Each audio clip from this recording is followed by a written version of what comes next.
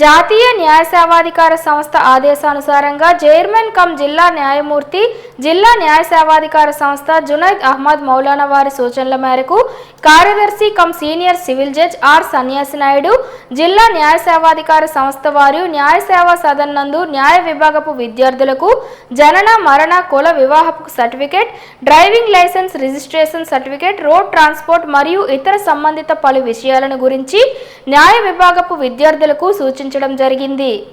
ఈ సందర్భంగా మాట్లాడుతూ పుట్టిన ప్రతి వ్యక్తికి జనన ధృవపత్రము ఎంత అవసరమో ఆ వ్యక్తి చనిపోయిన తరువాత మరణ ధృవపత్రం కూడా అవసరమని తెలిపారు.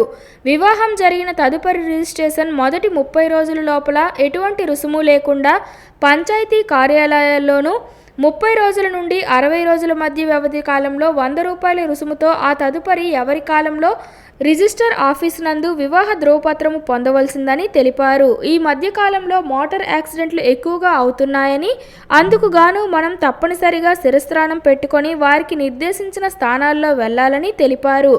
ద్విచక్ర వాహనాలు నడిపే వారికి తప్పనిసరిగా లైసెన్సులు ఉండవలసిందేనని తెలిపారు. లైసెన్సులు లేని యాక్సిడెంట్లకు ఎటువంటి క్లెయిమ్ ఇవ్వబడవని, చట్టరీత్యా నేరమని అన్నారు.